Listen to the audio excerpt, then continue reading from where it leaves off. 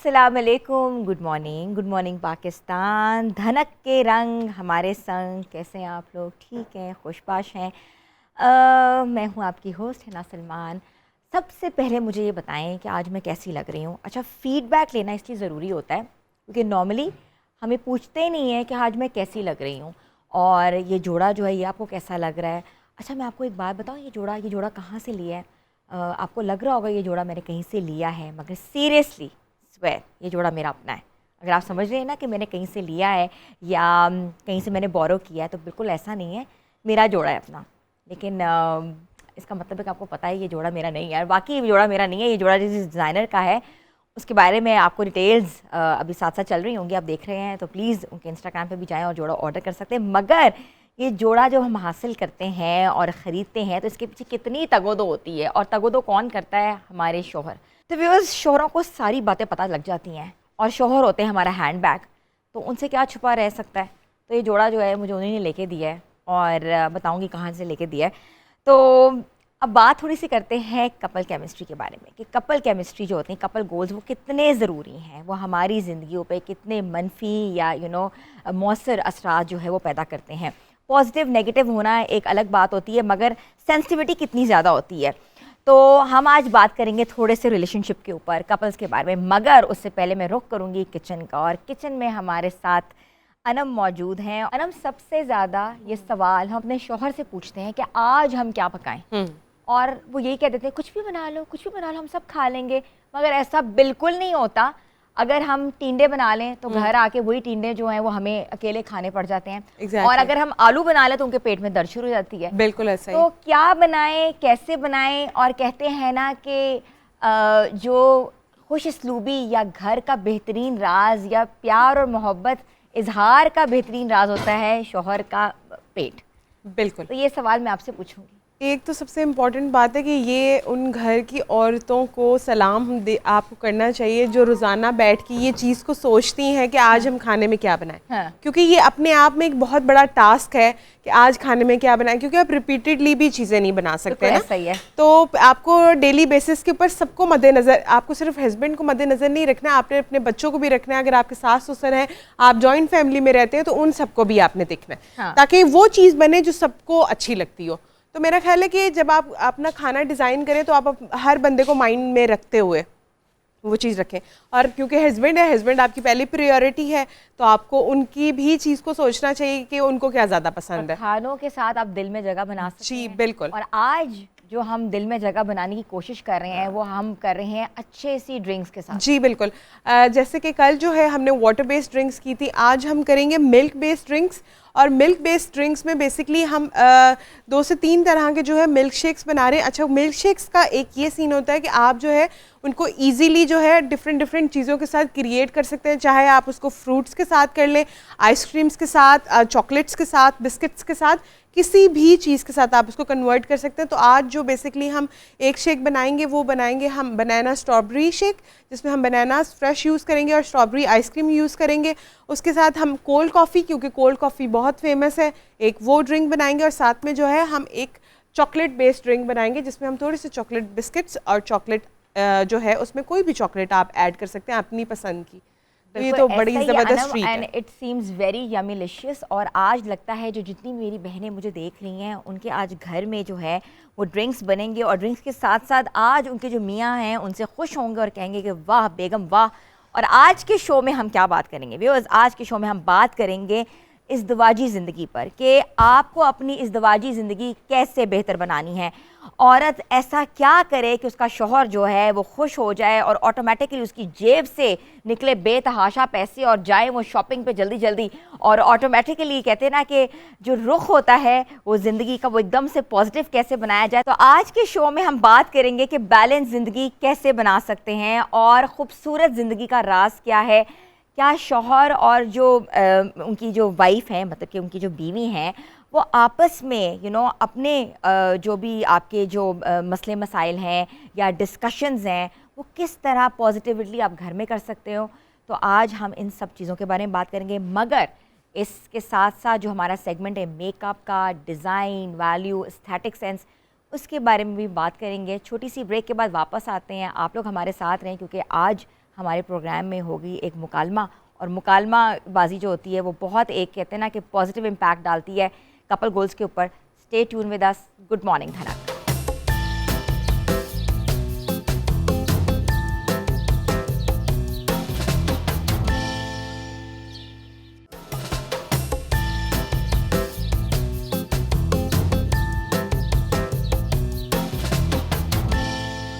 आपको एक बार फिर से हम खुशामदीद कहते हैं। व्यूअर्स, हम बात कर रहे थे कपल गोल्स की। कपल गोल्स में ख़वातीन को अपने आप को खूबसूरत कैसे बनाना है ताकि उनके शोहरों के दिल जो हैं वो उनके लिए पिघल जाएं और दिल जीत ले वो।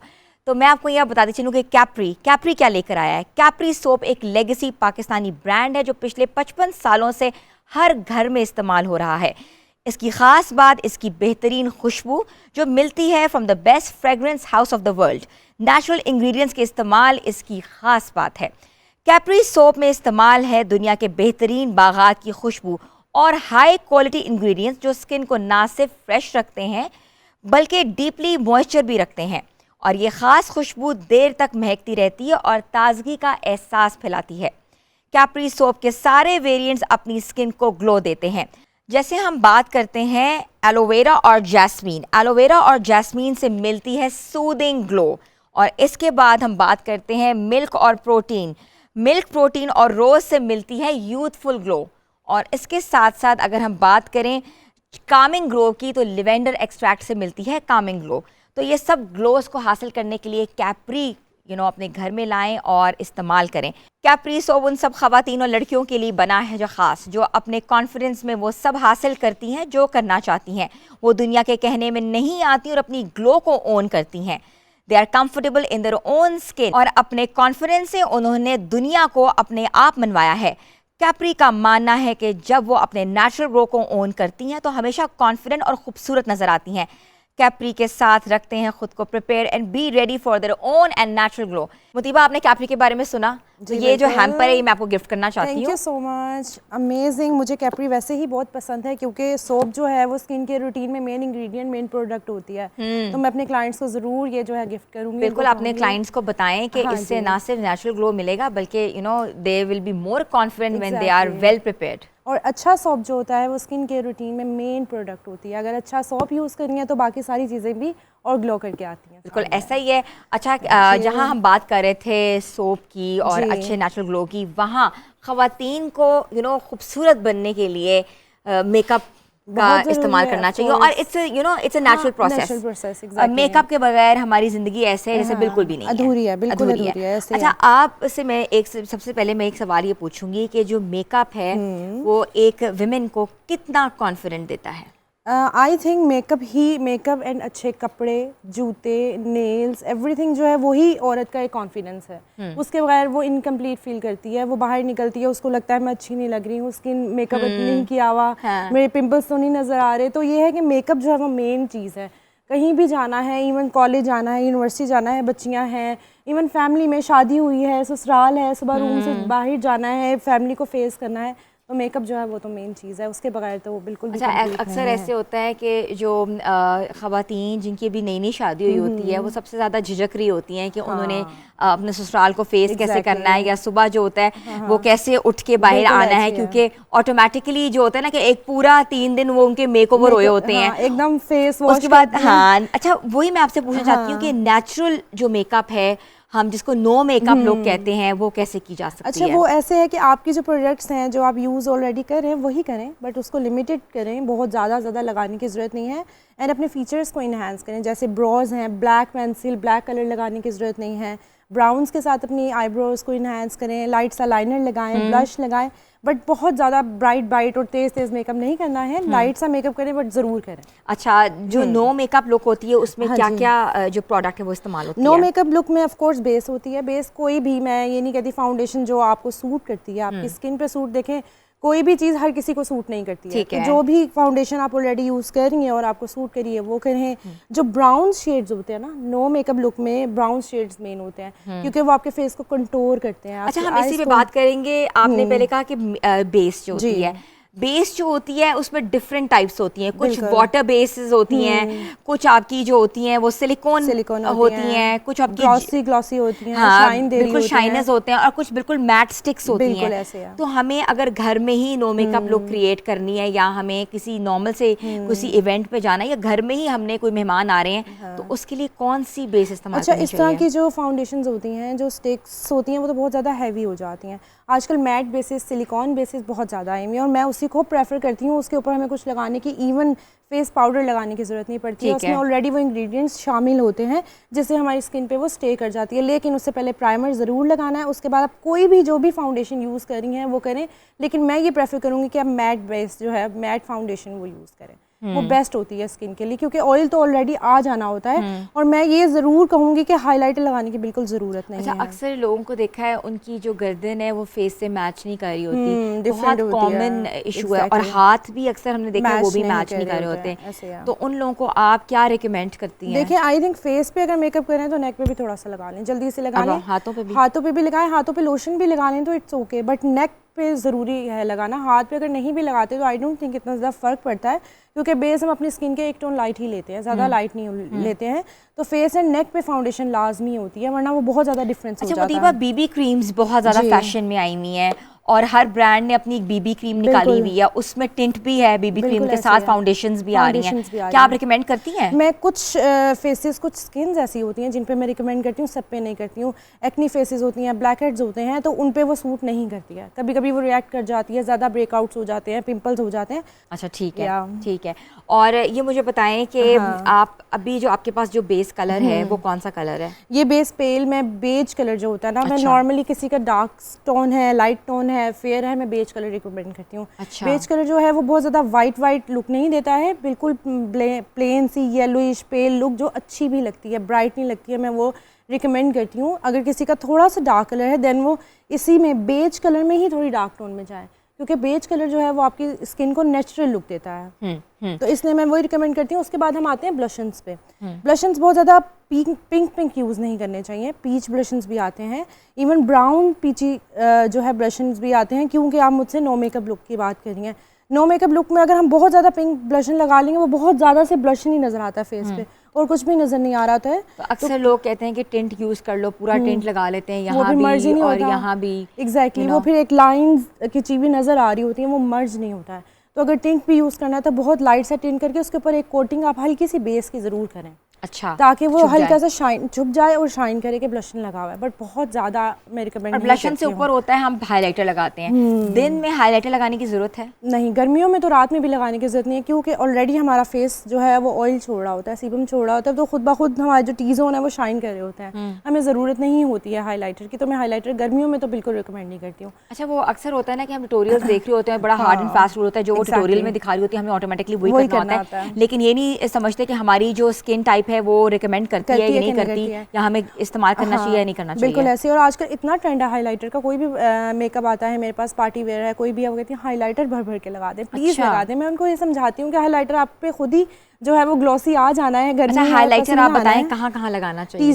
टी जोन एरिया पे, नोज पे, चीक बोन, यहाँ पे हल्का सा लगाना चाहिए, क्योंकि ऑलरेडी पसीना बहुत ज्यादा आ जाता है और ये शाइन करती है। अपर लिप, लोअर लिप पे भी, लोअर लिप पे हल्का सा लगाएं, ज्यादा नहीं लगाएं, क्योंकि फोरहेड पे भी मत लगाएं, क्योंकि देखें हमने यहाँ से भी कंट्रोल करना है, सिर्फ यहाँ पे हमें वाइट बेस लगाते हैं हम जिसको कंसील कहते हैं, तो वो ऑलरेडी एक स्पॉट हमारा वाइट नजर आ रहा है, हम उसके ऊपर भी जब हाइलाइटर लगा लेते हैं वो अच्छा नहीं लगता है। वो अलग से ही एक हमारा फोरहेड शाइन कर रहा होता है, तो वो अच्छा नहीं लगता है। सिर्फ चीक और नोज पे लगाए, दैट्स इट। इससे ज़्यादा हाइलाइटर लगाने की ज़रूरत नहीं है। मैं आपसे आज एक्सपर्ट ओपिनियन इसलिए ले रही हूँ क्योंकि लोगों के लिए इस तरह की जो चीज़ें होती हैं वो बहुत ज़्यादा वो नोटेबल होती हैं। लिप प्लमर्स का कितना फैशन है? बहुत ज़्यादा है, और आई लव इट। बहुत मज़े के लिप प्लमर्स आए हुए हैं, इंस्टेंट जो है वो रिजल्ट्स देते हैं, और मेरे पास अभी यहाँ पे आई थिंक नहीं है, मैं आपको दिखाती हूँ। बहुत मज़े के हैं, उसी वक्त वो आपके लिप्स को जो है वो इनहांस कर देता है। अच्छा, क्योंकि अक्सर लोग अपना वो आउटलाइन ज़्यादा बना रहे होते हैं, लेकिन अब आपको पता है ज़रूरत नहीं पड़ रही है, क्योंकि ऑलरेडी उस प्लमर में इतने मज़े की चीज़ें हैं, वो ऑलरेडी थोड़ा सा जलन करता है, बट आपके लिप्स को एकदम जैसे ऐसे लगता है अभी हाँ बोटॉक्स कराया, इतने मज़े की लुक आ जाती है। तो मैं क्लाइंट्स को अप्लाई करती हूँ मेकअप से पहले, वो बहुत अच्छी एनहांसिंग लुक दे देता है। वही आप लोग ले सकते हैं अपने, किसी ने अगर लिप फिलर्स नहीं कराए हुए और वो चाहते हैं क्योंकि जो लिप शेप है वो थोड़ा सा प्लमिंग की तरफ जाए, तो वो बाज़ार से लिप प्लमर्स ख़रीद सकते हैं। और क्या प्राइसेस हैं लिप प्लमर्स की? लिप प्लमर्स की चीप ही हैं, इतनी ज़्यादा एक्सपेंसिव नहीं, एक्सपेंसिव भी हैं, 8000 तक भी है प्राइस, लेकिन ये है कि 1000 से स्टार्ट हो रही है। अफोर्डेबल है, इतनी ज़्यादा एक्सपेंसिव नहीं है, किसी भी ब्रांड से ले सकते हैं, स्पेसिफिक नहीं है। उसके अलावा अगर हम लिप प्लमर के साथ साथ हम बात करें लिपस्टिक की, लिपस्टिक पे बहुत, अगर आप मैं बच्चियाँ कहती हैं जी हमने रेड कलर ही लगाना है, वो कुछ क्लाइंट्स इस तरह के भी हमारे पास आते हैं, वो कहते हैं हमें डार्क लिपस्टिक ही चाहिए जो मर्जी हो जाए। तो डार्क कलर जो लिप्स हैं अगर आपने यूज़ करना है वो सिर्फ इनर लिप पे करें, ठीक है। आउटलाइन जो है ब्राउन्स में ही रहे ताकि बहुत ज़्यादा शार्प लुक ना आ जाए। वन शेड जो है वो अच्छा नहीं लगता है, हमें 2 शेड को मर्ज करके ही लिपस्टिक लगानी चाहिए हमेशा।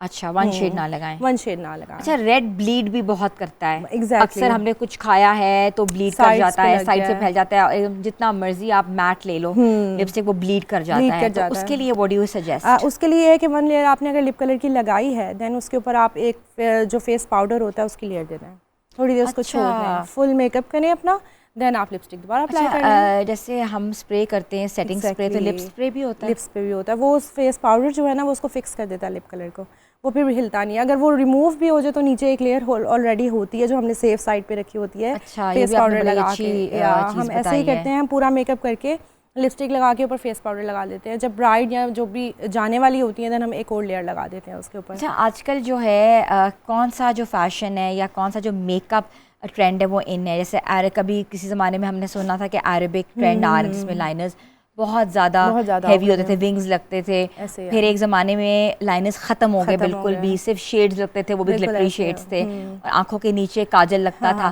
आजकल क्या इन है? अच्छा, लास्ट ईयर तक ना बहुत ज़्यादा ग्लिटर इन था, लेकिन अभी जो ट्रेंड आ रहा है क्योंकि आगे सीज़न आ रहा है तो हम लोग फॉलो करते हैं, हम लोग देखते हैं कि नेक्स्ट सीज़न में क्या ट्रेंड है। तो नेक्स्ट सीज़न में हाईलाइटर्स देना है, not glitters.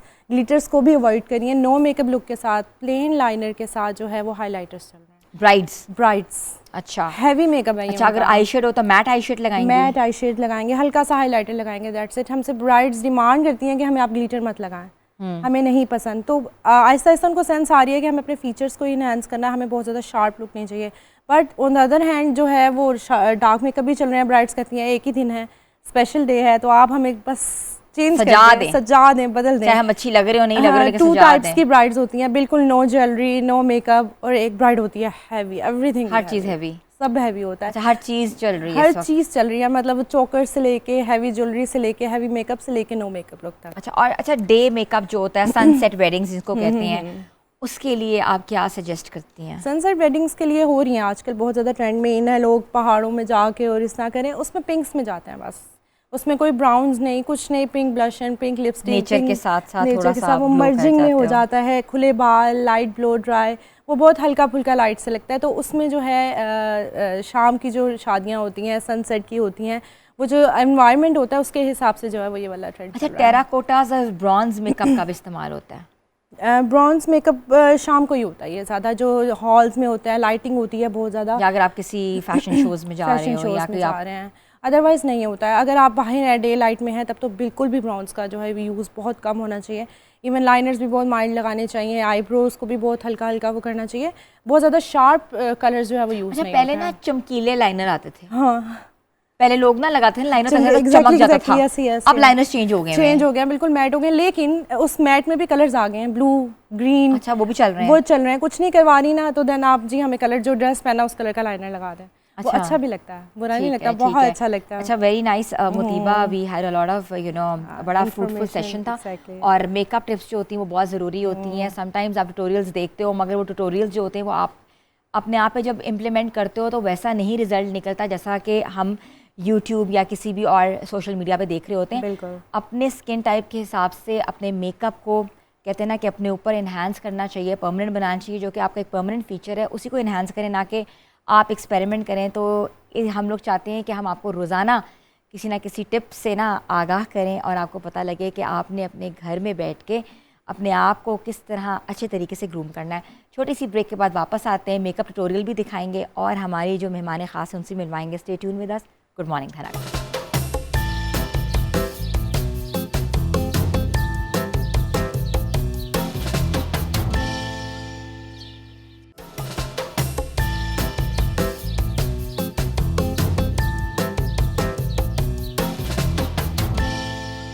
Welcome back viewers.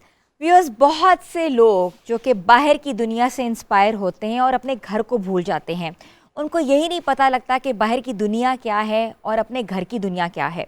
बहुत से लोग बरतानी सकाफ़त से मुतासर होते हैं, रवानी से अंग्रेज़ी बोलते हैं, और जब उनकी शादियां होती हैं तो बिल्कुल उनकी पर्सनालिटी के बरक्स होती हैं। और फिर इस कपल गोल को बढ़ाने के लिए, पॉजिटिव नैरेटिव यूज़ करने के लिए और आगे जिनसे इनके मसले ना हों, आपसी ताल्लुकात बेहतर बनाने के लिए इनको सहारा लेना पड़ता है डिफरेंट काउंसलर्स का। तो हमने सोचा कि क्यों ना हम आज प्रॉपरली कपल डिस्कशन करें, कपल गोल्स को किस तरीके से अपनी ज़िंदगी को बेहतर बनाना चाहिए, किस एजेंडे पे अपनी ज़िंदगी गुजारनी चाहिए, और कौन सी ऐसी नेगेटिव बैरियर्स हैं जिनको ख़त्म करके ज़िंदगी को कहते हैं ना कि जन्नत बनाना चाहिए। तो उसके लिए जो हमारे साथ आज मेहमान हैं वो एक सोशोलॉजिस्ट भी हैं, साइकोलॉजिस्ट भी हैं, कपल्स गोल्स पे बेहतरीन मशवरे देती हैं। उनकी पॉडकास्ट जो है इस वक्त बहुत वायरल है। तो मैं इनवाइट करती हूँ डॉक्टर नबिया खान को।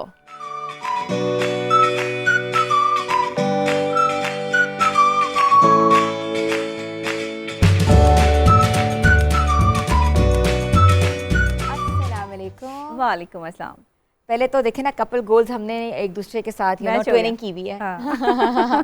तो आज हम थोड़ा सा मुकालमा करेंगे कि कपल गोल्स जो होते हैं उनको किस तरीके से कहते हैं ना कपल को अपनी ज़िंदगी को जन्नत बनाना चाहिए। एग्जैक्टली, बिल्कुल जन्नत बनाना चाहिए, और ये ज़रूरी भी है, क्योंकि अगर आप जो है वो लाइफ को अच्छे से जीना चाहते हैं, खूबसूरती के साथ जीना चाहते हैं, और आप चाहते हैं कि आप खुश रहें, तो फिर कपल गोल्स बहुत ज़रूरी हैं शादीशुदा लाइफ में। डॉक्टर साहिबा, खुशी का राज कहाँ से है ये तो आप बताएंगी, लेकिन लेते हैं पहले हॉट सीट जिसमें आज हम बातें करेंगे थोड़ी सी रिलेशनशिप के ऊपर। जी ज़रूर। और रिलेशनशिप जो है वो आपस में तो इंसान का एक दूसरे से ताल्लुक जो है कभी बन जाते हैं, कभी बनाए जाते हैं। हाँ। कहते हैं ना कि जोड़े आसमानों पे बनते हैं, लेकिन उनकी जो लज्जत है वो ज़मीन में लेते हैं हम लोग। एग्जैक्टली। अच्छा, मुझे ये बताएं सबसे पहले कि आजकल सबसे इम्पोर्टेंट और सबसे अहम सवाल ये कि आजकल घर टूटने की असल वजह क्या है? देखिए, आजकल घर टूटने की सबसे बड़ी वजह जो है वो बर्दाश्त का ना होना है, सब्र का ना होना है लोगों में, जिसकी तलकीन जो है वो इस्लाम कब से कर रहा है, जिसके बारे में जो है वो आप किसी भी रिलेशनशिप के हवाले से किसी काउंसलर के पास चले जाएं, कहीं भी चले जाएं, दुनिया के किसी कोने में चले जाएं, किसी बड़े के पास चले जाएं, वो आपको यही कहता है कि बेटा बर्दाश्त करना सीखें। असल में हम एक दूसरे को टॉलरेट नहीं कर रहे, हम एक दूसरे के साथ ऐसा बिहेवियर है हमारा कि जिसमें हम समझना नहीं चाह रहे कि हम गलत हैं। हर बंदा, वो शौहर है या बीवी है, वो हर जगह सही है। ये जो सही वाला कॉन्सेप्ट है ना कि तू सही, मैं सही और तू गलत, ये वाला कॉन्सेप्ट बड़ा ख़राब है। आप हमेशा हर जगह सही कैसे हो सकते हैं, और हमेशा हर कोई हर जगह गलत कैसे हो सकता है? कहीं आप सही होंगे, कहीं दूसरा गलत होगा, कहीं दूसरा सही होगा, कहीं आप गलत होंगे। अगर मियाँ बीवी को ये एलिमेंट समझ आ जाए तो मेरा ख्याल है बहुत से लड़ाई झगड़े जो इस वजह से होते हैं कि हमेशा मेरे शौहर ही ऐसे करते हैं, और मेरा शौहर ने ही हमेशा मुझे जो है वो इस सिलसिले में तकलीफ़ दी है, परेशानी दी है, वो बात को समझना चाहते ही नहीं। मेरे पास कॉल्स आती हैं तो अक्सर मेरी पेशेंट्स जो हैं वो मुझसे ये शिकायत करती हैं कि हमारे शौहर हमें वक्त नहीं देते हैं, घर पर नहीं रहते हैं, घर पे आने की जो है वो कोशिश नहीं करते हैं, बच्चों से इरिटेट होते हैं, शोर से इरिटेट होते हैं। अब ये बच्चे भी आप ही के हैं, ये घर भी आप ही का है, शौहर को समझना है, जाहिर है, तो उसे बीवी को टाइम देना है। टाइम ना देने की सबसे बड़ी वजह ये भी हो सकती है कि आजकल आपको पता है कि पैसा कमाना दुनिया में कितना मुश्किल हो चुका है।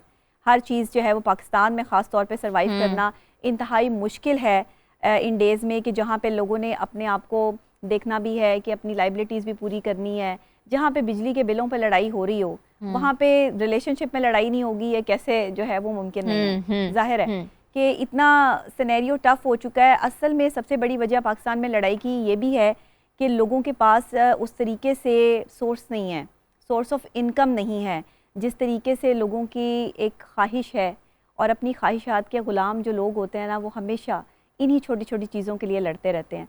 तो मियाँ बीवी को कम से कम ये चाहिए कि आप ये कोशिश करें कि जितना ज़्यादा हो सके एक दूसरे को जो है ना वो बर्दाश्त करना सीखें। बर्दाश्त नहीं करेंगे तो घर नहीं बसेंगे, बर्दाश्त तो करना पड़ेगा। मर्द जो है वो अपना घर देते हैं और औरत को कहते हैं ये तुम्हारा घर, इसको संभालो, लेकिन उस घर को संभालने में वो जो फैक्टर्स होते हैं, जो पीछे एक माशाल्लाह से हमारे पास एक बर्डन होता है, जिसमें माँ बाप भी आते हैं, जिसमें नंदे भी कोई ना कोई जो शादीशुदा नहीं है वो भी आती हैं, जिसमें और भी बैगेजेस आते हैं, और ख़िदमत पे भी लगाया होता है, खाना भी बनाना है, उनकी भी खिदमत करनी है, उसको भी पूछना है, नाश्ते भी पूछते हैं। तो उसके बाद वो उसका क्या फ़र्ज़ नहीं बनता कि टाइम उस औरत को दे, और औरत ये भी ना बोले कि मुझे टाइम नहीं दे रहा। अच्छा देखें, औरत ने ये सारी चीज़ें पाकिस्तानी माशरे में तो कम से कम झेलनी है। आपने ससुराल भी देखना है, आपने घर भी देखना है, आपने बच्चे भी देखने हैं, आपने शौहर भी देखना है, आपने अपने आप को भी देखना है। ये हमारी माशरती इक़दार हैं, इससे आप जो है वो ना तजावुज़ कर सकते हैं, ना इसको डिनाई कर सकते हैं। अगर आप इससे तजावुज़ करेंगी या इससे डिनाई करेंगी तो आप अपना घर नहीं बसा पाएंगी। ये औरत पे ज़िम्मेदारी जो है वो हमारी जो माशरा है, हमारी जो सकाफ़त है वो देती है कि अगर आप एक पाकिस्तानी माशरे से आपका ताल्लुक़ है तो आपको एक शौहर के साथ उसका घर भी संभालना है, उसके रिश्तेदार भी संभालने हैं। हालांकि ये इस्लाम में नहीं है, ये कॉन्सेप्ट इस्लाम नहीं देता कि जो है वो एक बीवी अगर आप घर लेके आए हैं तो उससे आप सबकी खिदमतें भी करवा रहे हैं, घर के खाने भी पकवा रहे हैं, आप उसे जो है वो घर की नौकरानी बनाया हुआ है और उसकी ज़िंदगी का कोई ख्याल नहीं है। नहीं, अहादीस मुबारका में भी जिक्र आता है कि अपनी बीवियों को जो है वो खुश रखने के तरीक़ेकार भी बताए गए हैं। अपनी बीवियों के साथ जो है वो ट्रैवल करें, अपनी बीवियों के साथ खाना खाएं, उनको अच्छे प्यार और मोहब्बत के अंदाज से देखें। ये शौहरों के लिए सारी तलकीन है, ये मुझे बताने की जरूरत नहीं है। और उसके बाद सारे अलामा हज़रात ये भी चीज़ है कि घर आने से पहले ही जो शिकायत होती है वो माँ के जरिए ना वो भी खावन को मिल जाती है कि आज घर में ये हुआ, और ऑटोमेटिकली जो गुस्सा होता है वो फिर बरपा हुआ होता है। देखिए सबसे बड़ा एलिमेंट ही यही है, जब एक शौहर बाहर से आ रहा है ना, अब आप या मैं, हम ये शो करके जब अपने घर जाएंगे और हमें कोई ऐसी बात सुनने को मिलेगी कि जो इरिटेटिंग सिचुएशन में होगी तो जाहिर है कि हम उसको या तो डिनाई करेंगे या वहां से अपना रास्ता बदलने की कोशिश करेंगे। ज्यादातर हमारे मर्द हजरात ऐसे करते हैं कि वो रास्ता बदल लेते हैं। वो कहते हैं कि ठीक है, अब इसने तो अब मुझे यही किस्से कहानियां सुनाने हैं कि आज ये हो गया, आज यहाँ पर ये नहीं था। अब अगर आपके घर में ऑयल नहीं है और आपका शौहर ऑफिस में बैठा है और आप उसे फोन करके कह रही हैं ऑयल नहीं है, चीनी नहीं है, पत्ती नहीं है, फलां नहीं है, ये नहीं है, बच्चे स्कूल की फीस देनी है, ये बातें घर आके भी हो सकती हैं। बिल्कुल, वो ऑफिस में बैठकर आपकी इन चीज़ों को, आप खुद घर की जिम्मेदार हैं, ये जिम्मेदारी खुद औरतें अपनी जिम्मेदारी लें कि आपके घर में क्या है क्या नहीं है। ये हफ्ते में एक दिन पूरा निकालें, उसका एस्टीमेट लगाएं, अपने शौहर को बताएं कि जी ये चीज़ें ख़त्म हो गई हैं, हमें चीज़ें चाहिए, बजाय कि आप उसको ऑफिस में डिस्टर्ब करें। मैंने बहुत सारे अपने जो है वो अफसरान को भी, हम क्योंकि मीडिया में जाहिर है काम करते हैं, तो उनको भी घर से कॉलें आते हुए देखा है कि जी आते हुए ये लेते आइएगा, ये लेते आइएगा। यार आप एक स्पेसिफिक दिन बनाओ जो आपको चाहिए, और जब आपके शौहर का ऑफ टाइम हो उसमें आप कॉल करके कहें कि ये चीज़ लेकर आइएगा। और वो मजबूर खवातीन जिनके मतलब जाहिर है शौहर जो है वो बाहर जाते हैं, जॉब्स करते हैं या अपना बिजनेस करते हैं, उनके पास नहीं टाइम होता तो उन्हें करना चाहिए। अगर वो नहीं करती तो उन्हें करना चाहिए, और शौहरों को उन्हें इस काबिल बनाना चाहिए कि हर लाइबिलिटी जो है वो अपने ऊपर ना लें, थोड़ा सा बीवियों को भी इस काबिल करें कि वो भी अपनी जिम्मेदारी को समझें। देखिए बहुत ज़्यादा जगहों पे ये भी देखा है, जैसे कपल गोल्स की हम बात कर रहे हैं तो अक्सर जो शौहर है वो पॉकेट मनी टाइम पे नहीं देते, बीवियाँ उनकी पार्लर्स नहीं जा सकती, सजना संवरना हर एक औरत का हक होता है, और फिर ऑटोमेटिकली जो बंदा होता है वो कहते हैं ड्रिफ्ट हो जाता है, वो घर आने की कोशिश ही नहीं करता। जी ऐसा ही है। क्या ये सब क्या है? देखिए पैसे जो शौहर अपनी बीवियों को नहीं देते, फिर आप उनके घरों के हाल भी देख लें, वहाँ पे कभी सुकून नहीं होता। पैसा एक बहुत बड़ा एलिमेंट है रिश्ते को निभाने में, एक ऐसी ताकत है पैसा जिससे आप हर चीज़ ख़रीद सकते हैं, लेकिन आप पैसे से रिश्ते नहीं खरीद सकते, आप पैसे से इमोशंस नहीं खरीद सकते, आप पैसे से फीलिंग्स नहीं खरीद सकते, आप पैसे से इज़्ज़त नहीं खरीद सकते, आप पैसे से ना जो है वो अपने शादीशुदा रिश्ते को निभाने के लिए जो है वो आप इसको स्पेसिफिक एक रीज़न बना सकते हैं कि जी पैसा इंपॉर्टेंट है, पैसा होगा तो हमारी शादीशुदा लाइफ अच्छी गुजरेगी। नो, पैसा नहीं भी है तो भी अगर इज़्ज़त है, एहतराम कायम है, और आपको ये एहसास है कि मेरा शौहर जो है जब इसके पास पैसा होता है ये मुझे देता है, आज नहीं है नहीं दे रहा, तो आप इसको कवर करना जानती हैं। आजकल की बीवियां भी तो ऐसी हैं ना, पहले तो जो है वो जो पिछले दौर की खवातीन हुआ करती थी वो पैसे जमा करती थी। शौहर अगर कुछ खर्चे के लिए पैसे दिया करता था ना तो उसमें से आधे पैसे जो है वो अपने पास जमा कर लिए जाते थे और कुछ पैसे जो है वो इन्वेस्ट कर दिए जाते थे, और अक्सर औकात शौहर से झूठ भी बोल दिया जाता था कि वो पैसे लग गए हैं, ख़त्म हो गए हैं। लेकिन अगर खुदा ना खास्ता घर में कोई मुश्किल आ जाती थी तो पैसे को जो है वो फिर वहाँ यूटिलाइज़ किया जाता था। मुझे बताएं आज की औरत कितना पैसा जमा कर रही है? जहाँ आपके पास पैसा जमा होता है, आप इंस्टाग्राम पे एक पोस्ट देखते हैं, अच्छी सी जो है वो कोई लिपस्टिक आपको नज़र आ गई है, कोई शूज़ नज़र आ गए हैं, कोई ज्वेलरी नज़र आ गई है, उनको भी पता है ना, वो भी साइकोलॉजी समझ गए हैं कि ये खवातीन जो है वो जैसे ही इनको कोई चीज़ क्लिक करेगी, 1200 की या 1500 की या 1800 की, या फटाफट ऑर्डर कर दो।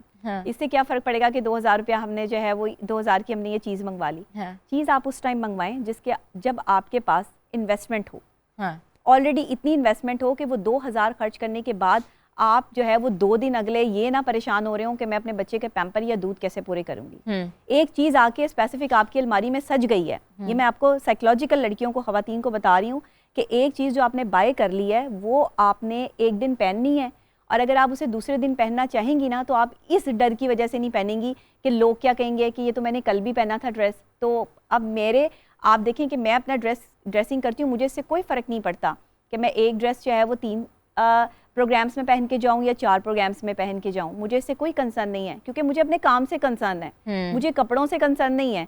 मैं पहनती जो है वो वेस्टर्न स्टाइल में हूँ, तो मेरे पास सारे कपड़े वेस्टर्न ही हैं। हाँ। लेकिन ये है कि मैंने कलर स्पेसिफिक रखे हैं। अच्छा, 4 कलर्स आपके पास मस्ट होने चाहिए कपड़ों में, जिसमें वाइट, ब्लैक, ग्रे और ब्लू, ये 4 कलर्स आपके पास लाजमी होने चाहिए, जेंट्स के पास भी और लेडीज़ के पास भी।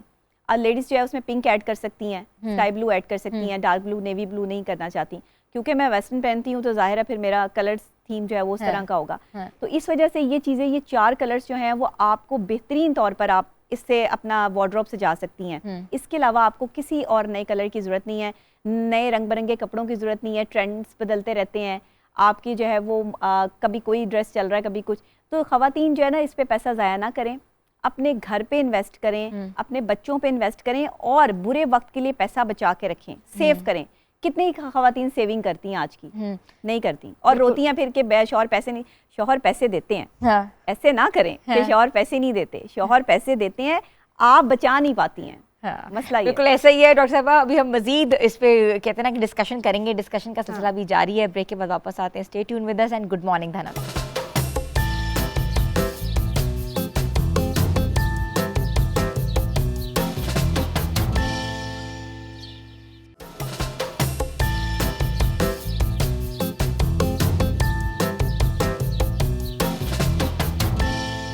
आपको एक बार फिर से हम खुशामदीद कहते हैं। हम बात कर रहे थे कपल गोल्स की। कपल गोल्स में 2 लोग होते हैं जो कि गाड़ी का एक पहिया जिस तरह है उस तरह अपनी ज़िंदगी चलाते हैं, और कहते हैं ना कि बहसो मुबाहिसा करने से या किसी भी चीज़ को गलत या सही करार देने से ज़िंदगी नहीं चल सकती। ज़िंदगी का जो तरीका है हम पूछ रहे हैं आज डॉक्टर नबिया से। डॉक्टर नबिया ये मुझे बताएं कि कहते हैं ख़वातीन और मर्द एक ही चीज़ कहते हैं, चाहे वो मैं औरत की बात करूं या मर्द की बात करूं, कि वो मुझसे मोहब्बत नहीं करती या उसको मुझसे अब मोहब्बत नहीं है, या शादी के इतने अरसे के बाद मोहब्बत का जो एलिमेंट है वो एलिमिनेट हो जाता है। क्या वजह है? पहले तो तय ये करना है कि मोहब्बत कहते किसे हैं, मोहब्बत का मियार क्या सेट किया हुआ है। मियाँ बीवी ने ये जो मोहब्बत है इसका जो है वो लेवल क्या है उनकी नज़र में। हर इंसान की नज़र में मोहब्बत का लेवल अलग है, किसी को कुछ अच्छा लगता है, किसी को कुछ अच्छा लगता है। अब उसने अपने तौर पे म्यार सेट किए हुए हैं। अब एक शौहर है वो अपनी बीवी से उसकी एक्सपेक्टेशन है कि उसकी बीवी जो है वो उसकी इज़्ज़त करे, ये उसकी मोहब्बत का म्यार है कि बीवी उसकी इज़्ज़त करे, और बीवी को इज़्ज़त करनी चाहिए। लेकिन बीवी क्योंकि अपना इख्तियार समझती है मर्द को, और मैं हमेशा ये कहती हूँ कि मर्द किसी की जागीर नहीं है, आप मर्द को कैद करके नहीं रख सकते। मर्द कोई परिंदा नहीं है जिसको जो है वो आप एक पिंजरे में बंद करके रख दें और फिर आप कहें ये मेरा है और ताला लगा दें और चाबी घुमा दें, तो वो एक वक्त में 4 जो पिंजरे वो खोल सकता है। वो तो देखे ना, वो परिंदा है, वो किसी भी वक्त जो है वो अपनी देखेगा कि मैं किस तरह आज़ाद हो सकता हूँ।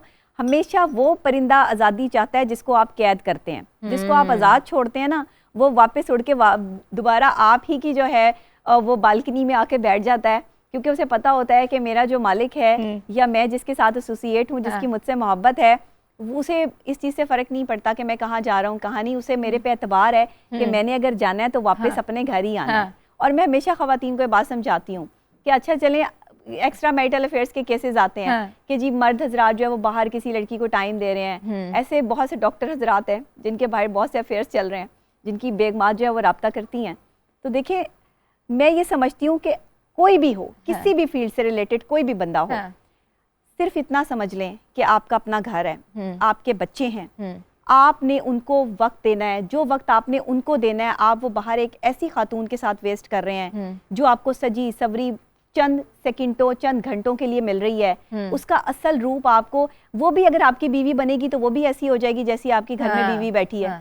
ये साइकोलॉजी क्या है मर्दों की कि बाहर जो आपके साथ काम करने वाली खवातीन है या बाहर जो आपके साथ बात करने वाली खवातीन है उनके साथ तो आप बड़े हंस के बातें करते हैं कि दूसरा बंदा आपकी अच्छाई बयान 4 बंदों में बैठ के करे, लेकिन वो बीवी बेचारी जो घर में बैठी है उसको आप नहीं कह रहे कि भाई आज जो है वो मैं तुमसे भी जो है बात करना चाहता हूँ या घर आना चाहता हूँ। तो अपनी बीवी को स्पेस दें। मर्दों को मैं हमेशा ये बात जो है वो कहती हूँ कि बीवियों को स्पेस दें, और औरत को हमेशा ये कहती हूँ कि बहस ना करें।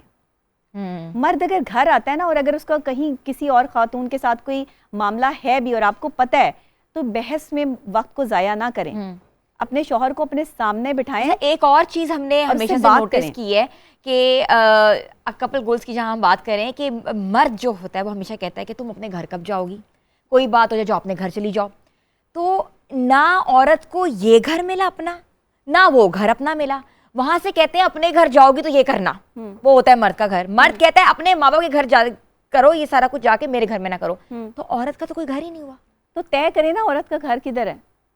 क्यों नहीं माशरे ने तय किया औरत का घर?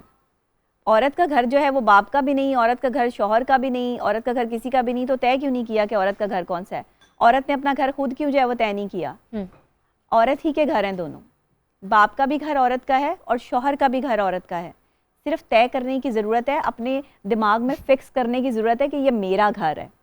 ये जो अब लड़कियां जो है कहती हैं ना मैं अपने शौहर के घर जा रही हूँ, ज़रा थोड़ा सा कॉन्सेप्ट चेंज कर लें, अपने साइकोलॉजिकल अपने आप को जो है वो ये यकीन दिला लें कि मैं अपने घर जा रही हूँ, मैं अब्बू के घर जा रही हूँ, मैं अम्मी के घर जा रही हूँ। नहीं, मैं अपने जो है वो मैके जा रही हूँ, मैं अपने घर जा रही हूँ जहाँ मेरा बचपन गुजरा है, वो मेरा घर है। एक स्पेसिफिक औरत का जो है वो ज़िंदगी का एक हिस्सा अपने बाप के घर पे गुजरना है और एक हिस्सा जो उसकी जवानी का है वो अपने शौहर के साथ गुजरना है और बुढ़ापे का हिस्सा जो है वो उसके बच्चों के साथ गुजरना है। ये 3 तरह कैटेगरी जो है वो औरत अपनी डिफाइन करे तो आपको आपका घर भी मिल जाएगा, आपको आपका हक भी मिल जाएगा। दूसरे मैं ये कहती हूँ कि वालिदैन को चाहिए कि अपनी बेटियों की शादियों में जो ये लाखों रुपए के जहेज देते हैं, ये जहेज देना बंद कर दें। आप बेटी का बचपन से ही जब आपकी बेटी पैदा होती है उसके लिए घर के पैसे जोड़ना शुरू करें। आप उसे उसके लिए घर दें, उसके लिए उसको जो है वो छत दें जहाँ पर वो अपनी मर्जी से ज़िंदगी गुजार सके, कोई उसे घर से निकाल ना सके, कोई उस पर तशद्दुद ना कर सके। अगर उसका शौहर भी जो है, अब मैं आपको बताऊं, जिन ख़वातीन के अपने नाम पे घर होते हैं ना, वो ख़वातीन उन ख़वातीन से ज़्यादा हैवी पोजीशन पे होती हैं अपने शौहर के सामने जिनके नाम कुछ नहीं होता या कोई घर नहीं होता या घर वाले ये नहीं सोचते। 15 लाख रुपए का आप जहेज दे रहे हो, 15 लाख रुपए का आप खाना खिला रहे हो रिश्तेदारों को बुला के, फिर भी उनके मुंह बने हुए हैं कि जी खाना अच्छा नहीं था। भाई जिस कौम का मकसद ही खाना खाना बन गया है, आप उसको कैसे खुश कर सकते हैं?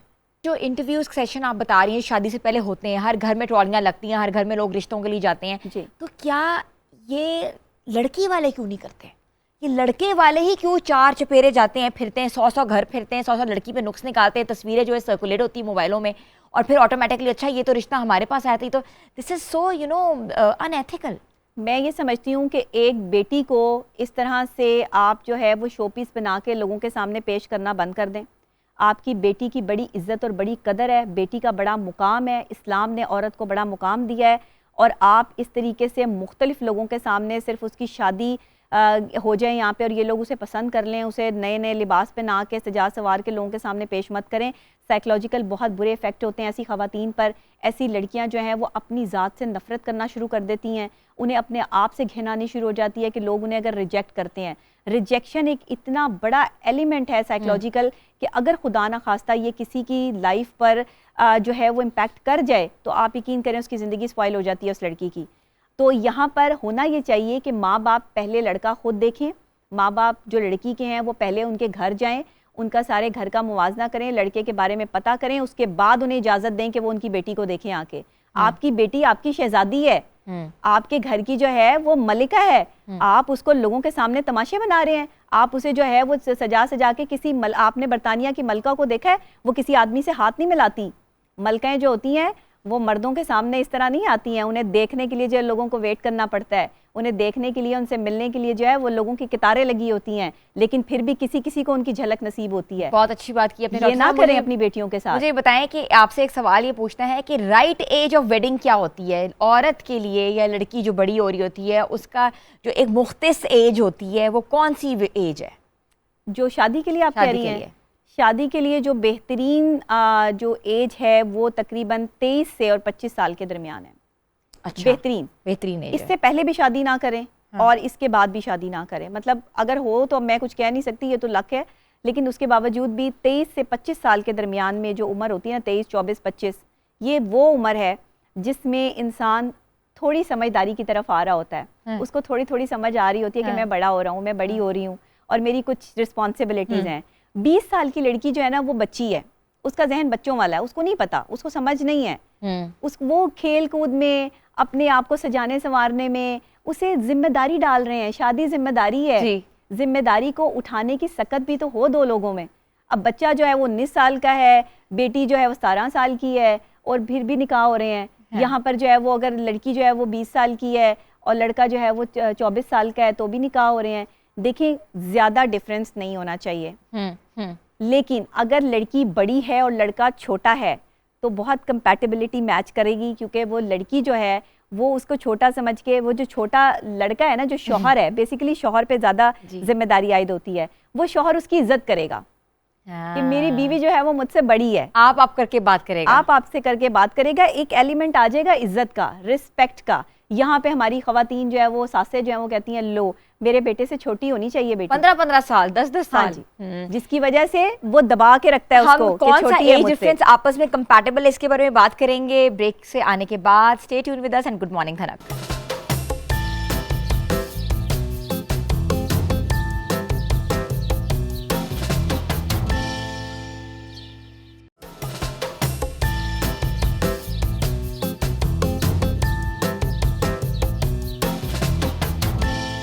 आपको एक बार फिर से हम खुशामदीद कहते हैं। बनना सवरना हर ख़वातीन, हर ख़ातून, हर जो भी लड़की जो है वो अपनी एक एज में जा रही होती है, उसका हक होता है, और ख़ूबसूरत दिखना भी हम सब ख़वातीन का हक है।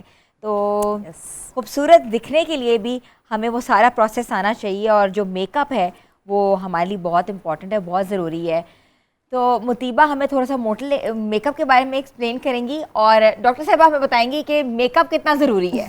देखिए मैं तो कहती हूँ कि सच संवर के रहें, मेकअप बहुत ज़रूरी है, लेकिन बिल्कुल सॉफ्ट और लाइट मेकअप जैसा इनका हुआ है ऐसा ज़रूरी है। अच्छा, ज़रूरी तो नहीं है कि सॉफ्ट मेकअप में हमारी लुक आए उस तरह की। हाँ। तो आप समझती हैं कि सॉफ्ट ही होना चाहिए, हैवी ग्लैम नहीं कर सकते? नहीं, ग्लैम जो है वो किसी आप फंक्शन में जा रहे हो तो अच्छा लगता है। ऐसे अगर आप नॉर्मली रूटीन में आपने कहीं बाहर जाना है तो मेरा ख्याल है सॉफ्ट मेकअप होना चाहिए। अच्छा मुतीबा, थोड़ा सा मेकअप एक्सप्लेन करने फिर मैं डॉक्टर साहब से पूछती रहूँगी कि किस तरीके से हमें तैयार होना चाहिए। जैसे कि आपकी डिमांड थी कि मुझे ग्लैम मेकअप चाहिए मुतीबा, हमने बिल्कुल ग्लैम मेकअप किया है, हाइलाइटर भी यूज़ किया है, सब कुछ किया है, हल्का सा लाइनर टच दिया है, हमने आइज़ को लिफ्ट किया है। बेसिकली हमने हल्का सा सॉफ्ट मेकअप, सॉफ्ट है ग्लैम एंड लिफ्टेड आइज़ के साथ और पिंक लिप्स के साथ हम लोगों ने बिल्कुल सॉफ्ट सा मेकअप किया है, जो ग्लैम भी लग रहा है। किसी पार्टी पे भी जा सकती हैं, शॉपिंग पे भी जा सकती हैं, और किसी फैमिली फ्रेंड से भी मिलने जा सकती हैं। वेरी नाइस, वेरी मुतीबा, very well done, a job is very well done. अच्छा डॉक्टर साहब, अक्सर हमने देखा है कि जब मर्द घर आता है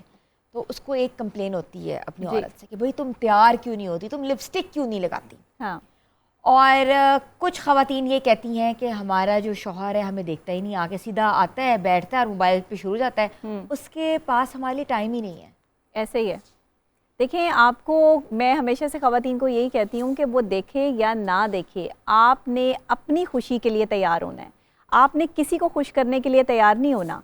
और एक सजी संवरी औरत जो है ना वो हर किसी को अच्छी लगती है। ये और बात है कि शौहर जो है वो ये ऑर्डर नहीं करवाना चाहते कि जी कहीं मेरी बीवी जो है वो कहीं समझती है ना आप कि ऐसे ही एक्स्ट्रा लेवल पे ही ना चली जाए कि मैंने तारीफ़ कर दी है। तो ज़रा बीवियों को दबा के रखने के लिए भी शौहरों का ये एक ट्रिक होता है साइकोलॉजिकल, कि उसको बताते नहीं है कि तुम अच्छी लग रही हो या बुरी लग रही हो, जबकि शौहरों को बीवियों की तारीफ़ करना चाहिए। अच्छा, और ये इतना अच्छा है साइकोलॉजिकल फैक्ट कि अगर आप अपनी बीवी की तारीफ़ करेंगे, वो अच्छी लग रही है, अब अच्छा वो बुरी भी लग रही है, तो उसको आप समझाएं इस तरह से कि ये चीज़ अच्छी नहीं लग रही, नेक्स्ट टाइम ये ना करना, बाकी तुम बहुत अच्छी लग रही हो। जैसे मेरे सैलून में भी रिसेंटली क्लाइंट आई, वो कहती है मेरे हस्बैंड को ना एक एक्ट्रेस बहुत पसंद है, उसके बालों का कलर कर दो।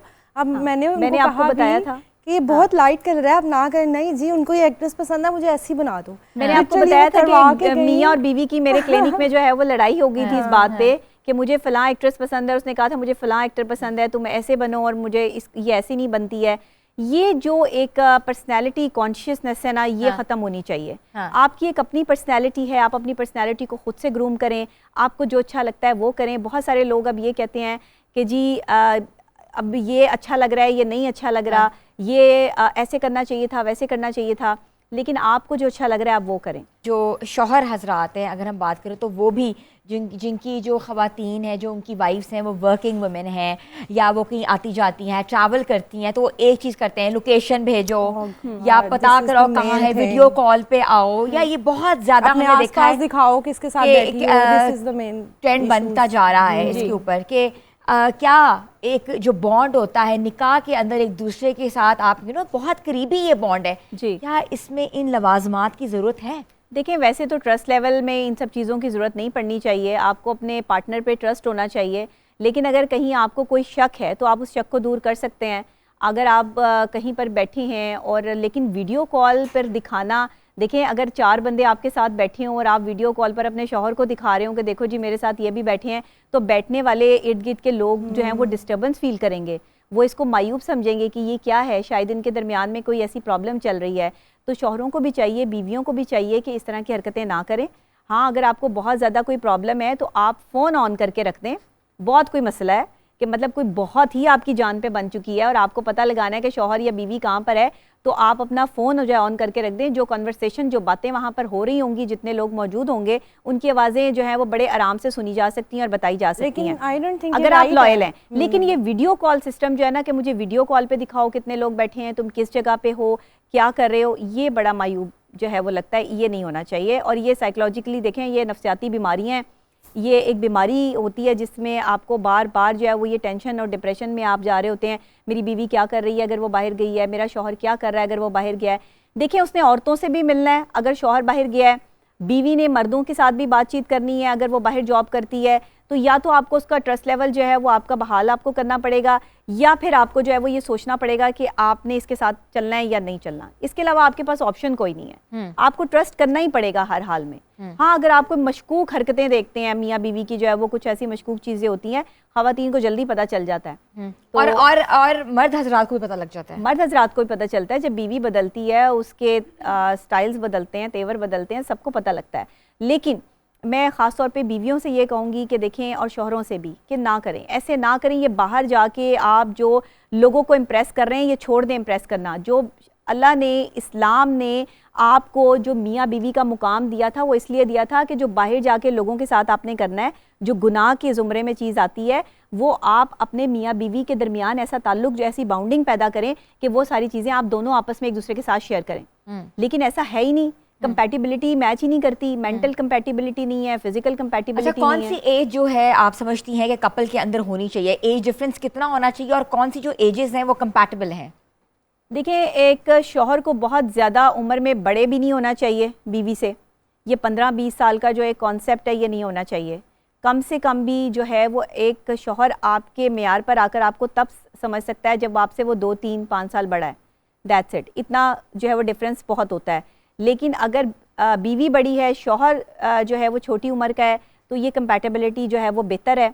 और दूसरी बात ये है कि अगर आप दोनों सेम एज हैं तो भी मसला आता है, किसी एक को थोड़ा बड़ा होना चाहिए ताकि वो समझदारी का मुजाहिरा करे और वो अपने बड़े होने का जो है वो सबूत दे। अच्छा, ये भी हमने सुना है कि जो ख़वातीन के अंदर कम एज डिफरेंस होता है अपने हस्बैंड से, वो कुछ शादी के कुछ सालों बाद बड़ी लगती हैं, और जिनका ज़्यादा एज डिफरेंस होता है अपने शौहरों से, वो छोटी लगती हैं।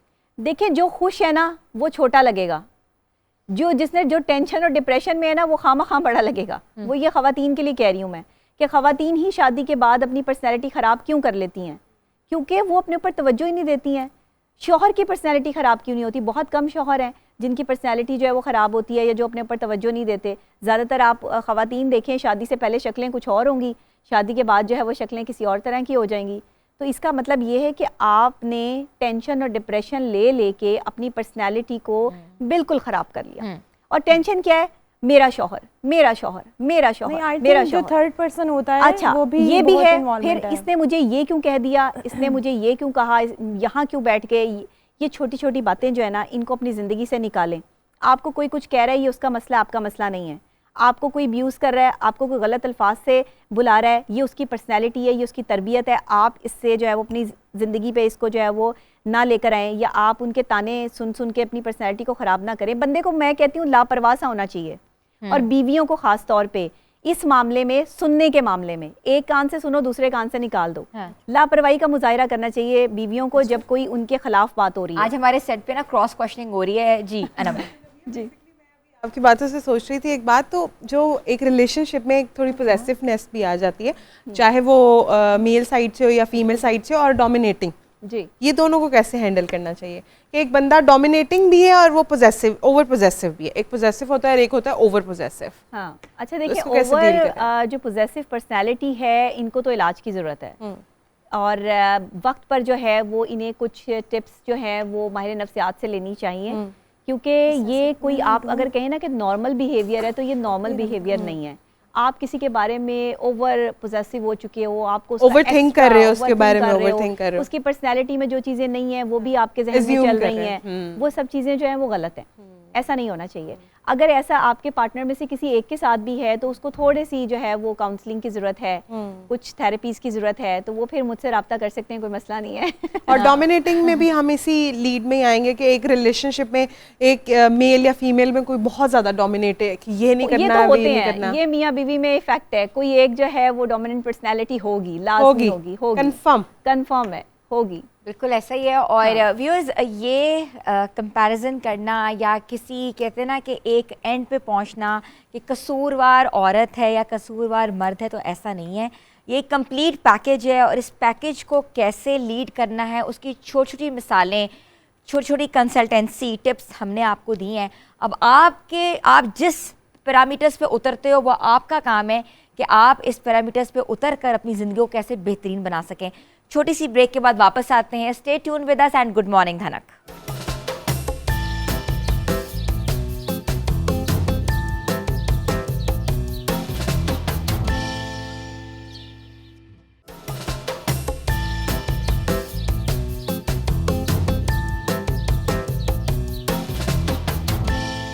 Welcome back viewers. तो डॉक्टर नबीहा जो हैं वो आज हमारे साथ हैं। बहुत कहते हैं प्रोडक्टिव सेशन आज हमने क्रिएट किया, और उस सेशन का जो नतीजा है वो तो नहीं निकल सकता, क्योंकि नतीजा जो है आज तक अनएंडिंग फाइट है जो कि कभी ख़त्म नहीं हो पाई। ऐसा ही है? ऐसा ही है डॉक्टर साहिबा। ऐसा ही है। बट ये है कि आप बताएं, कुछ टिप्स होनी चाहिए बस, जो आप अपनी लाइफ में उसको फॉलो करें, और उस पर जो है वो फिर आप अपनी लाइफ को गुजारें। देखिए, हर चीज़ के असूल होते हैं, कुछ कवायद और ज़वाबित होते हैं, उनके असूलों के मुताबिक अगर ज़िंदगी गुजारी जाए तो बहुत अच्छी है। अगर आप भी, बहुत सारे लोग मेरी इस बात से इत्तफाक नहीं करते, वो कहते हैं क्या हम अपनी ज़िंदगी भी अब असूलों के मुताबिक गुजारें, अब असूल बनाएं कि जी ये नहीं करना, ये करना है। ज़िंदगी बिल्कुल ऐसे होनी चाहिए, बच्चों की तरह, जो दिल चाहे बंदा करे।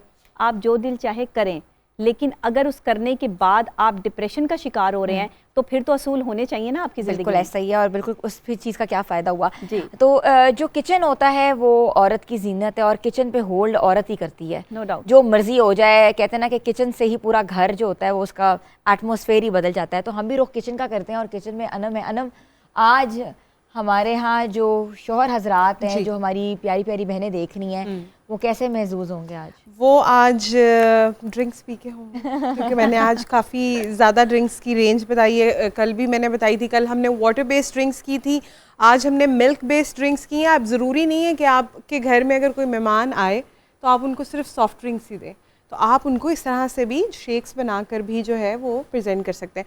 तो जो आपके सामने ये वाला शेक पड़ा हुआ है, बेसिकली ये हमने कोल्ड कॉफ़ी बनाई है, इसके साथ ये चॉकलेट शेक है, इसमें मैंने थोड़ी सी कुकीज़ भी ऐड की एक फ्लेवर एनहांस करने के लिए, और इसमें ये बनाना और आइसक्रीम बेसिकली शेक है ये, और इसके अंदर मैंने बनानाज ऐड की हैं, साथ में मैंने इसके अंदर थोड़ी सी स्ट्रॉबेरी आइसक्रीम ऐड की है। लेकिन अगर आपके पास सीज़न में स्ट्रॉबेरीज़ अवेलेबल हैं या फ्रोज़न स्ट्रॉबेरीज़, आप उसका भी इस्तेमाल कर सकते हैं। सिंपल कुछ नहीं करना, आपने सारी चीज़ों को मिक्स करना है और उनको ब्लेंड कर लेना है। क्वांटिटी आपकी अपनी पर्सनल चॉइस है, आप कितने ग्लास बना रहे हैं। अगर इस वक्त मेरे पास थोड़ा सा चॉकलेट सिरप होता तो चॉकलेट सिरप के साथ जो है ग्लास बहुत खूबसूरत गार्निश हो जाता है कोल्ड कॉफ़ी का। तो उसका बड़ा आसान तरीका कि आपने अपनी चॉकलेट सिरप को लेकर ग्लास में पूरा स्पाइरल की तरह घुमा देना है, और उसके बाद आपने उसको फ्रीज़र में रख देना है तकरीबन 1 से 2 घंटे के लिए, ताकि वो अच्छी सी तरह से सेट हो जाए। जब आप उसको ग्लास में पोर करेंगे तो उसकी एक स्ट्रिंग्स या लाइंस उसकी क्रिएट हो जाएंगे, तो एक बड़ा ही अच्छा एलिमेंट लगता है। It's a very good fruitful kitchen today. और हम थोड़ा सा खा भी लें साथ साथ। साहिबा आप बताएं कि जो हमारी शेफ़ हैं उन्होंने कैसा बनाया, बल्कि मैं आपको खुद ही सर्व करती हूँ। आप कौन सा पियेंगी? जो इन्होंने सबसे अच्छा बनाया, सबसे अच्छा नम कौन सा? सब अच्छे बनाए, जो मर्जी पी लें आप। स्ट्रॉबेरी लेंगी? स्ट्रॉबेरी आई थिंक स्ट्रॉबेरी लेंगे। और इसके साथ मैंने फ्रूट्स का थोड़ा सा इनहेंस किया है, ताकि फ्रूट्स अगर आप को साथ में एंजॉय करने हैं तो आप उसके साथ मैं टेस्ट करके बताऊं आपको? जी बिल्कुल, मैं कह रही थी आप एक सुगड़ जो है वो लड़की हैं कि नहीं? इतनी हॉट टॉक हो रही थी, तो उस हॉट टॉक के ऊपर हमने सोचा कि क्यों ना कुछ रिफ्रेशिंग हो जाए। नाइस, मजे का। Thank you. यानी आप अपना घर अच्छे तरीके से संभाल लेती हैं। बिल्कुल, अल्हम्दुलिल्लाह। ये भी हमारा बड़ा मसला है कि जिस औरत को खाना अच्छा आता है या पकाना अच्छा आता है वो ही घर चला सकती है। नहीं, वही घर नहीं चला सकती, लेकिन खाना पकाना एक बहुत बड़ा कमाल है औरत का, बहुत बड़ा आर्ट है। जो ख़वातीन खाना पकाती है ना, ये दोनों हाथों से सलाम है उनको। आप यकीन करें, दोनों हाथों से सलाम है। इतना मुश्किल काम है अच्छा खाना पकाना।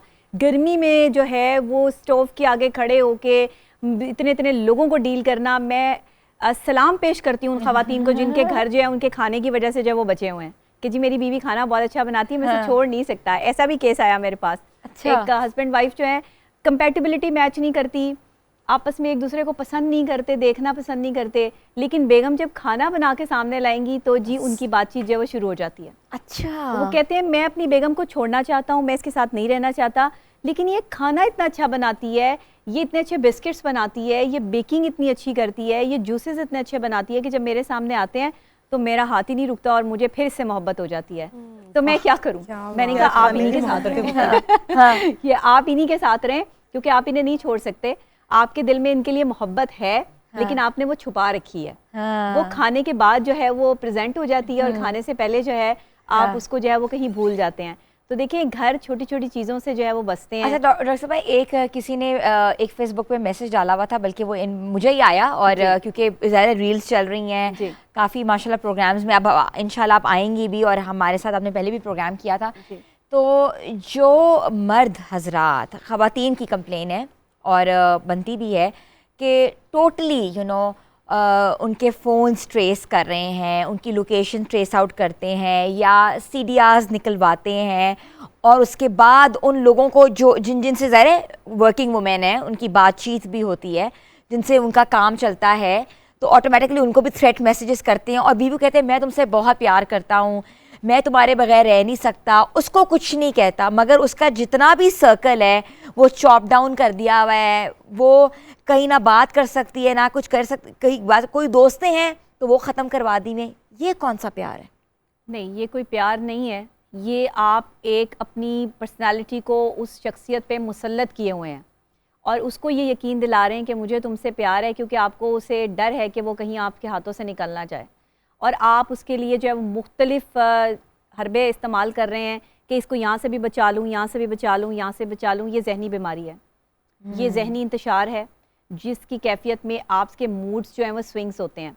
और ख़ास तौर पे ये शोहरों के साथ ज़्यादा इसलिए होता है कि उन्हें अपनी बीवियाँ जो बाहर काम करने वाली हैं उन पे शक शुरू हो जाता है कि शायद ये मर्दों के साथ काम करती है, और अगर कोई खूबसूरत खुदा ना खास्ता उसके साथ मर्द जो है वो काम कर रहा हो तो फिर तो उसकी ज़िंदगी वैसे हराम है। जैसे कोई खूबसूरत लड़की जो है वो किसी अपने शौहर के साथ बीवी देख ले तो उसकी लाइफ जो है वो स्पॉइल हो जाती है, इसी तरह मर्द भी करते हैं। लेकिन मर्दों का ये रवैया जारहाना अगर हो जाए तो वो फिर बहुत उसके नताइज सख्त भुगतने पड़ते हैं। देखें ना, एक शख्स जो है वो किसी को तंग कर रहा है, परेशान कर रहा है, अपनी बीवी के जो है वो पूरी इन्वेस्टिगेशन कर रहा है, खुदा ना खासा किसी को गुस्सा आ जाए इस बात पे कि भाई ये बंदा जो है वो इस तरह क्यों कर रहा है, तो वो उसके साथ जो है वो कोई ऐसा रिएक्ट कर दे तो मुश्किल तो पड़ेगी। बीवी भी जो है वो उसकी भी जो उसका लेवल, उसका इमेज ख़राब होगा और शौहर का भी इमेज ख़राब होगा।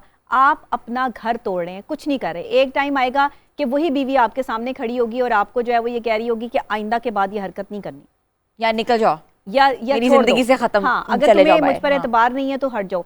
ये बहुत सारी जगहों पर हो रहा है इस वक्त में। ऐसा ना करें। अपनी बीवियों के ये कॉन्टेक्ट नंबर चेक करना, लोगों के साथ उनकी कॉन्वर्सेशन चेक करना, ये आप एक जहनी मरीज बन चुके हैं। आपको नहीं चाहिए कि आप इस तरह की हरकत करें। आपको बहुत ज़्यादा कोई प्रॉब्लम है ना तो आपको पहले सोचना चाहिए, जिस औरत से आप शादी करने लगे हैं, कि अगर वो जॉब करती है, वो कोई डॉक्टर है, वो इंजीनियर है, वो प्रोफेसर है, वो किसी शोबे से वाबस्ता है, कोई एंकर है, तो पहले सोचें कि वो उसके साथ जो है वो मुख्तलिफ मर्द काम कर रहे हैं और आप जो है वो इस तरीके से जो है वो उसको नहीं दबा सकते या उसको नहीं आप रख सकते। उसे मर्दों से बात भी करनी है, उसे मर्दों के साथ ज़रूरी नहीं है कि वो गलत है, लेकिन ये उसकी मजबूरी है। जिस तरह मर्दों की मजबूरी है औरतों के साथ बात करना, तो औरतों को भी चाहिए कि स्पेस दें, मर्दों को भी चाहिए स्पेस दें। और आज जैसे आपने मर्दों के बारे में क्वेश्चन किया, तो ऐसे मर्द जो हैं वो बाइपोलर भी हो सकते हैं। ऐसे मर्द जो है वो एक ऐसी किस्म की पर्सनालिटी भी हो सकते हैं कि जिनको हर वक्त जो है वो शक व शुबात में रहने वाले वसवसे आते हैं। OCD मसला भी हो सकता है। ये चीज़ें जो हैं वो ये तो डॉक्टर जब चेक करेगा तभी बताएगा, ये तो डायग्नोसिस तभी होगा कि इस तरह के मेंटल जो इलनेस का शिकार मर्द काउंसलिंग की ज़रूरत होती है। उन्हें काउंसलिंग की भी ज़रूरत है और साथ उन्हें कुछ ऐसी थेरेपीज़ की भी ज़रूरत है कि जो सिर्फ उनकी ज़ात तक महदूद होंगी, जिससे उनको जो है वो ये लगेगा कि मैं गलत कर रहा था। एक शख्स को उस लेवल पर अगर ला सकते हैं हम कि हम उसे दहशतगर्द बना सकते हैं, तो क्या साइकोलॉजिकल जो है वो इफ़ेक्ट से हम एक शख्स को उस लेवल पे नहीं ला सकते जहां हम उसको ये साबित कर सकें कि तुम गलत हो। बिल्कुल ऐसा ही है, बिल्कुल ऐसा ही है। अच्छा व्यूअर्स, डॉक्टर नबीहा जो हैं वो आप लोगों ने कोई भी उनसे मशवरा लेना हो या कोई भी आपका स्पेसिफिक क्वेश्चन हो, तो you can just log on our pages. A+ के जो पेजेस हैं उस पर आप जा सकते हैं, इंस्टाग्राम पे, फेसबुक पे, यूट्यूब पे एंड और भी बहुत, टिकटॉक पे, हमारे सोशल फोरम्स के ऊपर इनकी रील्स और इनकी जो गुफ्तगू है वो ऑटोमेटिकली लोड होती है। तो आप अपने इनबॉक्स में क्वेश्चन पूछ सकते हैं और प्राइवेट कंसल्टेंसी तो वो दे ही रही हैं, मगर जो ऐसी ख़वातीन जो कि मंजर आम पे नहीं आना चाहती, डिफरेंट सिनेरियो से गुजरती हैं, they are most welcome on our pages. और thank you so much doctor Nabiha, आपके आने का सच ए फ्रूटफुल सेशन। इससे पूरा देखा आपने, पूरा इंटायरली सेट जो है वो इतना कहते हैं ना कि वो अथॉरिटेटिव भी हो जाता है और अटेंटिव भी हो जाता है जब आप बात करी होती हैं, क्योंकि हर बंदा अपने किसी सिनेरियो को जोड़ रहा होता है। Exactly. आपके आने का शुक्रिया और आपकी खिदमात हम लेते रहेंगे और ये जो काउंसलिंग है इसका प्रोसेस चलता रहेगा इंशाल्लाह। And thank you so much Anam, आपका थैंक यू, आपका थैंक यू मुतीबा, आपका और आप लोगों के आने का। और आज जो हमारा टॉपिक था बेसिकली वो वुमेन ओरिएंटेड था। ख़वातीन जो हैं या मर्द हजरात हैं, वो गाड़ी के जो पहिए हैं उसको बरकरार बैलेंस होके कैसे चलना चाहिए ताकि जो ज़िंदगी के जो मकसद है वो पूरे किए जा सकें। एक पहिए से गाड़ी नहीं चल सकती, ज़िंदगी का मकसद तभी पूरा होगा जब ये दो पहिए एक फ़हम के साथ, बैलेंस के साथ, एक कहते हैं यकजा होकर गाड़ी का सिलसिला चलाएंगे। जो गाड़ी है वो आपकी ज़िंदगी है और ज़िंदगी से प्यार करें। और इसी नोट के साथ मिलेंगे अगले प्रोग्राम में। Stay tune with us and